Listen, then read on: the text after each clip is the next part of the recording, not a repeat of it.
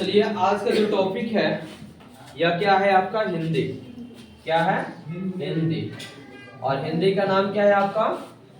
हिंदी किताब का नाम क्या है? दिगंत भाग 2। यानी कि यह आपकी परीक्षा में 100 नंबर का सवाल है और ये सारे इंपॉर्टेंट क्वेश्चन आपकी हर पार्ट बाई पार्ट इसमें से मिलने वाला है। ठीक है ना? तो सबसे पहले हम देखेंगे कि हिंदी अगर पढ़ना है तो क्या क्या पढ़ना है। तो हिंदी में सबसे पहले लेखक और शीर्षक। लेखक और शीर्षक ये तो सबसे ज्यादा इंपॉर्टेंट है, क्योंकि हर परीक्षा में आपकी ऑब्जेक्टिव जो प्रश्न बनेगा उसमें कम से कम 2 से 3 या 4-5 तो क्वेश्चन रहना स्वाभाविक ही है। साथ ही साथ लेखक के पिता, जन्म और उनके निधन, इस पर ध्यान जरूर दीजिएगा और वे कहाँ के निवासी है इसको ध्यान दीजिएगा। ठीक है? तो सबसे पहले आपके हिंदी किताब का फर्स्ट पार्ट है कौन? बातचीत। कौन है?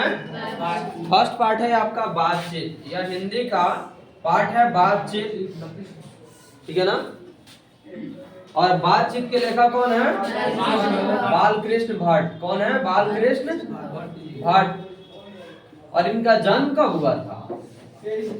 बालकृष्ण भट्ट का जन्म कब हुआ था? 23 जून 1844 को। यानी इनका जन्म हुआ था 23 जून 1844 को। कहाँ हुआ था? इलाहाबाद उत्तर प्रदेश में हुआ था। किनका? बालकृष्ण भट्ट का जो जन्म हुआ था वह इलाहाबाद उत्तर प्रदेश में हुआ था।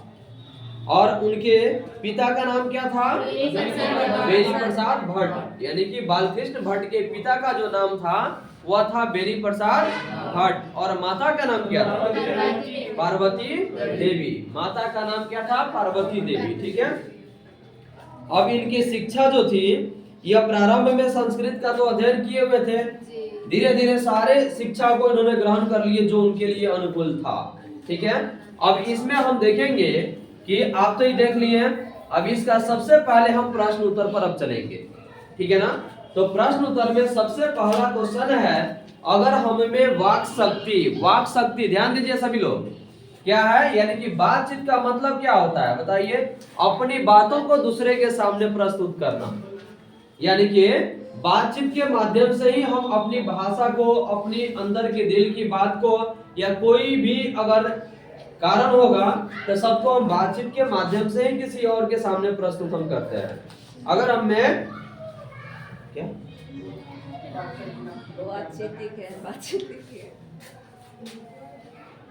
अगर हमें बोलने की शैली नहीं होती तो शायद हमारी स्थिति इस पृथ्वी पर पशु के समान होती।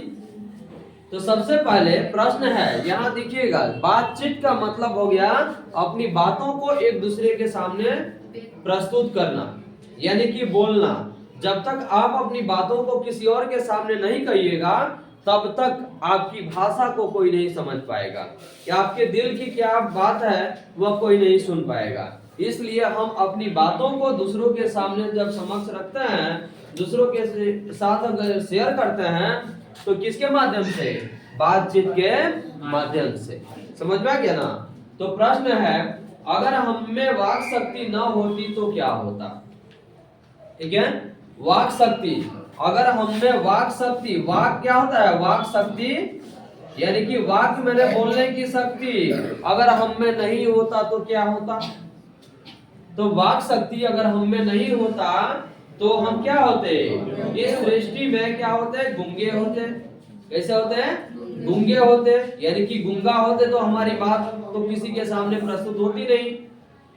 तो अगर हम में वाक शक्ति नहीं होती तो हम गूंगे होते। वाक शक्ति हमारे लिए सृष्टि की महत्वपूर्ण देन है। सृष्टि यानी कि ईश्वर द्वारा दिया गया हुआ महत्वपूर्ण वरदान है हमारे लिए वाक शक्ति। अगर बोलने की शक्ति नहीं है तो समझिए कि यह सृष्टि गूंगा ही प्रतीत होता है। इसलिए मनुष्य में बोलने की शैली होनी चाहिए, बोलना की शक्ति होनी चाहिए, तब हम इस सृष्टि पर गूंगे के समान नहीं रहेंगे।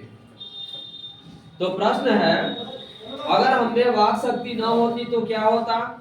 अगर हमें वाक शक्ति ना होती तो हम गूंगे होते। वाक शक्ति हमारे लिए सृष्टि की महत्वपूर्ण देन है।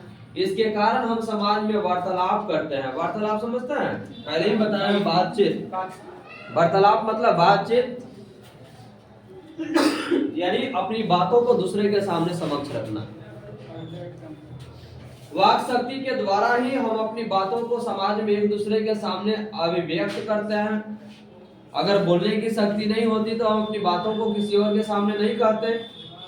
जिस व्यक्ति में वाक शक्ति का अभाव होता है, अभाव माने क्या होता है, कमी। जिस व्यक्ति में वाक शक्ति का कमी होता है वह इस सृष्टि में जानवर की भांति होता है, यानी कि जानवर के समान होता है। अगर प्रश्न पूछे तो कोई दिक्कत तो नहीं होगी ना, बता दीजिएगा ना। अगला प्रश्न है आपका बातचीत के संबंध में, यानी किसके संबंध में, बातचीत के संबंध में बेन जॉनसन और एडिसन के क्या विचार है। तो देखिए बातचीत के संबंध में बेन जॉनसन, ये कौन है, हिंदी साहित्यकार हैं, और ये बेन जॉनसन और एडिसन के विचार निम्नलिखित है। बेन जॉनसन के अनुसार बोलने से ही मनुष्य के रूप का साक्षात्कार होता है। साक्षात्कार जिसको अंग्रेजी में इंटरव्यू कहते हैं और हिंदी में क्या कहते हैं, साक्षात्कार कहते हैं। ठीक है, यानी कि भाईवा जिसको हम कहते हैं ना, वही है आपका। अगर कोई व्यक्ति में बेन जॉनसन के अनुसार अगर बोलने की शक्ति नहीं है तो क्या है, वह गूंगा है। और बेन जॉनसन के अनुसार बोलने से ही मनुष्य के रूप का साक्षात्कार होता है। वास्तव में जब तक मनुष्य बोलता नहीं है तब तक उसके गुण दोष प्रकट नहीं होते। अगर आपके सामने कोई व्यक्ति अगर आ जाए, चाहे उसके अंदर कितना हो, गुण हो या अवगुण हो, जब आपके सामने आकर के अपनी भाषा को आपके सामने प्रस्तुत नहीं करेगा, अपनी बातों को आपसे शेयर नहीं करेगा, तब तक आप उसके अंदर की भावनाओं को समझ नहीं सकते। समझ में आ रहा है ना।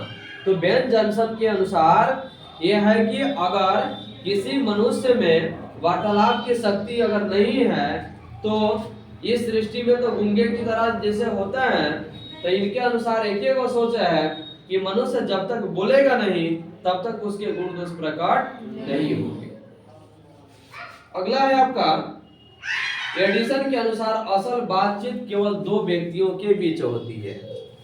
जैसे आप ही दो फ्रेंड जब एक दूसरे से वार्तालाप करते हैं तो आपके अंदर की जो भावनाएं होती है या आपके समक्ष जो दोस्त होता है आपके सामने वाला, उसके अंदर जो दर्द होता है या खुशी होता है, हंसी खुशी से आपके सामने वो शेयर कर देता है, करता है ना। जो भी पीड़ा होती है वो आपके सामने शेयर कर देता है। लेकिन जब दो व्यक्ति के बीच जब तीसरा हो जाता है तो बातचीत की शैली बदल जाती है। यानी कि तीसरा जब होगा तो क्या होगा, बातचीत बोलने की शैली जो होगी बदल जाएगी। जैसे मानकर चलिए कि आप दो फ्रेंड एक दूसरे से बातचीत कर रहे हैं, अपनी भावनाओं को एक दूसरे के सामने प्रस्तुत कर रहे हैं, तीसरा वहां टपक गया, सीधे धारा बदल जाती है। वो आता ही सोचेगा थोड़े ही कि कैसे बातें हो रही है, तो नहीं सोचेगा ना, सीधे अपना बात रखेगा, तब तक बातचीत की धारा क्या होती है, बदल जाती है। और जब चार व्यक्ति होता है, 2 से 3 हुआ तो बातचीत की धारा बदल गई, और 3 से यानी कि 2 से जब 4 हो गया, इससे अधिक हो गया तो ये बेतुकी की बात होती है, यानी कि इसके बाद का कोई अस्तित्व नहीं होता है। तो प्रश्न अगर पूछे कि बातचीत के संबंध में बेन जॉनसन और एडिसन के क्या विचार है तो लिख सकते हैं। बेन जॉनसन के अनुसार क्या है, असल बातचीत मनुष्य के साक्षात्कार के रूप में होता है। जब तक मनुष्य बोलता नहीं है तब तक उसके गुण दोष प्रकट नहीं होते। जबकि एडिसन के अनुसार असल बातचीत सिर्फ दो व्यक्तियों के बीच ही होती है। अगर तीसरा व्यक्ति हो गया तो बातचीत की धारा क्या होती है, बदल जाती है। कोई दिक्कत इसमें। अगला प्रश्न है आपका आर्ट ऑफ कन्वर्सेशन क्या है। आर्ट ऑफ कन्वर्सेशन क्या है, यह क्या है, आपकी बातचीत की एक कला है। आर्ट स्पष्ट पहले ही लिखा गया है, आर्ट में क्या होता है, कला। तो आर्ट ऑफ कन्वर्सेशन वार्तालाप की कला क्या है, यानी कि किस प्रकार से हम बातों को कर सकते हैं। तो आर्ट ऑफ कन्वर्सेशन वार्तालाप की एक कला है इसके हुनर की बराबरी, हुनर मतलब वार्तालाप यानी कि आर्ट ऑफ कन्वर्सेशन के हुनर की बराबरी हम कैसे स्पीच और लेख दोनों नहीं कर सकते। यानी कि वार्तालाप की जो है आर्ट ऑफ कला जो है यह इसकी बराबरी स्पीच और लेख दोनों नहीं कर सकते। इस हुनर की पूर्ण शोभा काव्य कला प्रवीण विद्वत मंडली में है।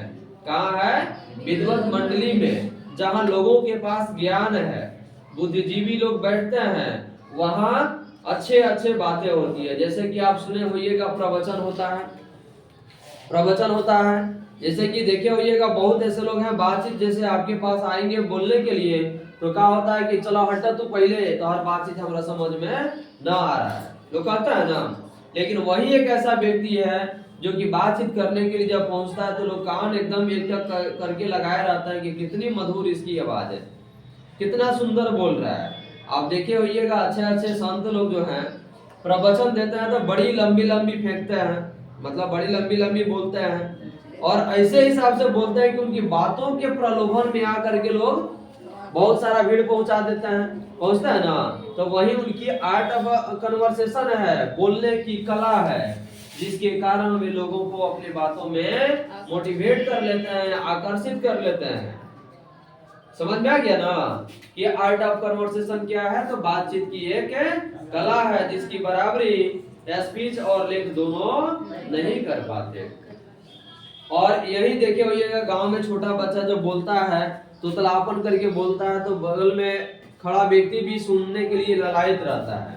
लेकिन वहीं पे बगल में अगर कोई चिल्ला करके करकराहट आवाज में अगर बोले तो होता है कि चलो हटो जल्दी हमारे पास है, तुम्हारी आवाज से लग रहा है काने फट गया। तो यही है बातचीत की कला, आर्ट ऑफ कन्वर्सेशन। और यह क्या है? यूरोप के लोगों का आर्ट ऑफ कन्वर्सेशन पूरे विश्व में प्रसिद्ध है।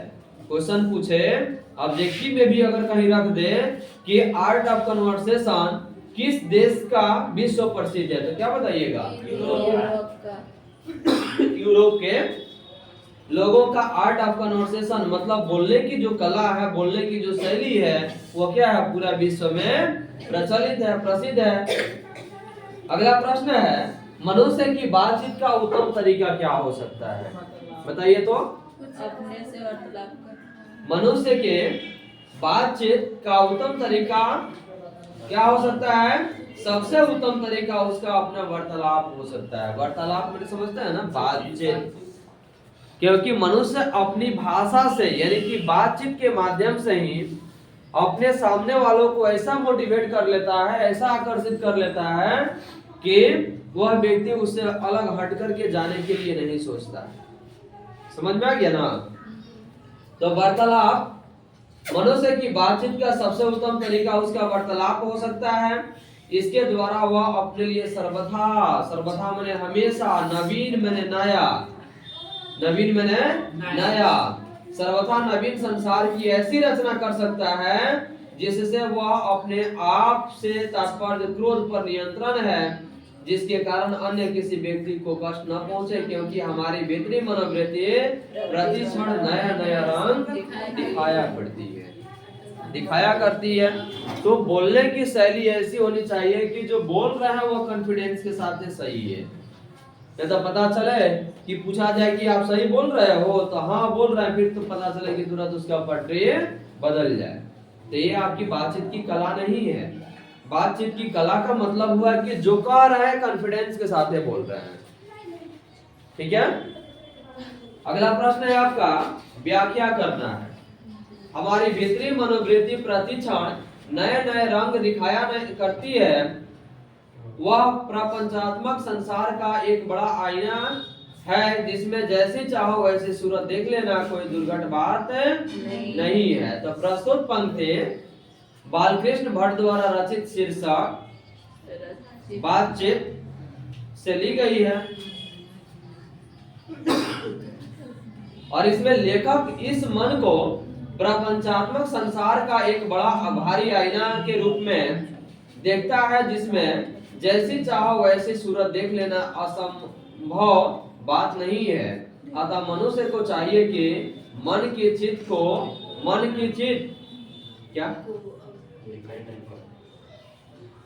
मन की चीज समझते हैं ना, यानी कि अपनी मन की भावनाओं को, मन की भाषा को दूसरों के सामने प्रस्तुत अच्छे ढंग से करें।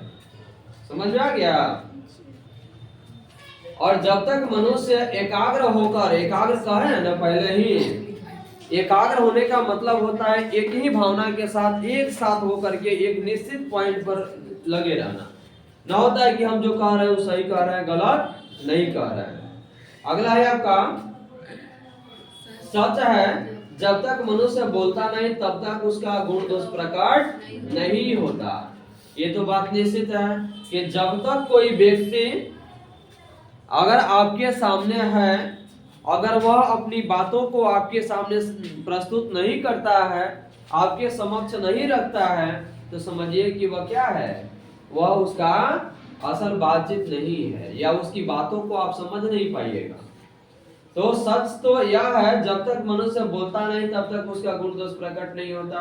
प्रस्तुत पंक्ति बालकृष्ण भट्ट द्वारा रचित शीर्षक बातचीत से ली गई है, और इस पंक्ति में सप्रश्न व्याख्या, यह पंक्ति बालकृष्ण भट्ट द्वारा रचित है, और इसमें यह बताया गया है कि जब तक मनुष्य एक दूसरे के सामने अपनी बातों को प्रस्तुत नहीं करता है तब तक उसके अंदर के गुण दोष किसी के सामने प्रकट नहीं होते। समझ में आ गया ना? तो यह सच है कि जब तक मनुष्य कोई भी अगर आपके पास जाकर के खड़ा हो जाए, कुछ नहीं बोले, कितना हो दर्द में हो या कितना हो खुशी में हो, जब तक आपके सामने वह खड़ा नहीं होगा तब तक आप उसके अंदर के गुण दोष को समझ नहीं सकते कि कौन ईमानदार है और कौन बेईमान है। जब तक व्यक्ति बोलेगा नहीं तब तक आप उसके अंदर की भावनाओं को समझ नहीं सकते हैं। समझ में आ गया? इस निबंध की क्या विशेषता है? तो विशेषता का मतलब हो गया कि यह जो चैप्टर है आपका बातचीत, इसका तो सबसे बड़ी विशेषता है वार्तालाप, आर्ट ऑफ कन्वर्सेशन, बातचीत की शैली, बातचीत का उत्तम तरीका। तो बालकृष्ण भट्ट बातचीत निबंध के माध्यम से मनुष्य को ईश्वर द्वारा दी गई अनमोल वस्तु वाक शक्ति का सही इस्तेमाल करने के लिए बताते हैं।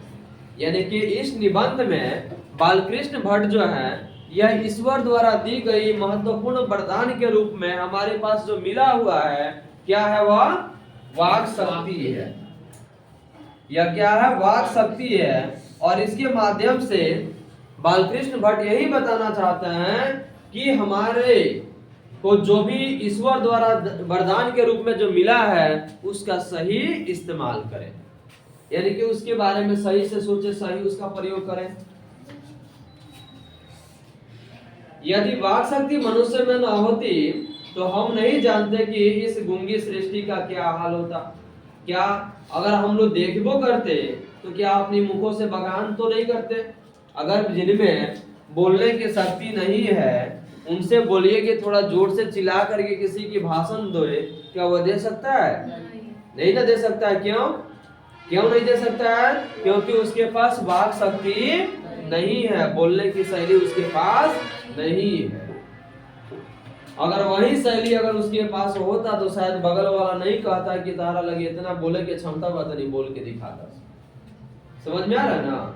तो यह कह रहे हैं कि अगर मनुष्य में या हमारे पास अगर बोलने की शक्ति, वाक शक्ति नहीं होती तो शायद ये सृष्टि में क्या हो रहा है इसकी हाल खबर हमें नहीं लगती, या हम अपनी भावनाओं के द्वारा अपनी बातों को हम किसी के सामने प्रस्तुत नहीं कर पाते।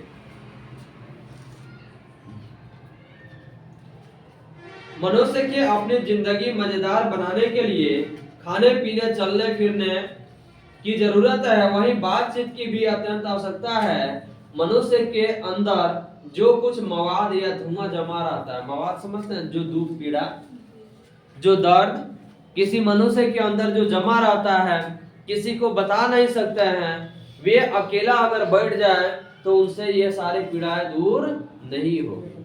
अपने दर्द में वे डूबे रहेंगे, लेकिन जब तक वे किसी और के सामने अपनी दर्द को नहीं बोलेंगे, वे किसके माध्यम से? वाक शक्ति के माध्यम से, वार्तालाप के माध्यम से, बातचीत के माध्यम से अगर वे अपनी बातों को किसी के सामने अगर प्रस्तुत नहीं करते तब तक उनके शरीर के अंदर की दुख पीड़ा कभी दूर नहीं हो सकती है। तो जो कुछ मवाद या धुआं जमा रहता है वह बातचीत के माध्यम से भाप बनकर बाहर निकल पड़ता है। इससे मन हल्का और स्वच्छ होकर परम आनंद में मग्न हो जाता है। खास करके आप लोग खुद अपने आप में समझिए कि आपके अंदर किसी कारणवश थोड़ा बहुत दर्द पीड़ा अगर होती होगी तो अपनी बातों को अपने दोस्तों के सामने शेयर जब करते होइएगा तो शेयर करने के बाद लगता है कि चलो हमने बहुत कुछ बोझ हल्का कर लिया। अपने अंदर थोड़ा सा सहने की क्षमता भी आ जाती है। तो यह पाठ आपका हो गया बातचीत, जिसके निबंधकार कौन है? बालकृष्ण भट्ट है। ठीक है, इसको पूरी ध्यान से पढ़िएगा, अगले क्लास में पूरा हम सुन लेंगे। ठीक है।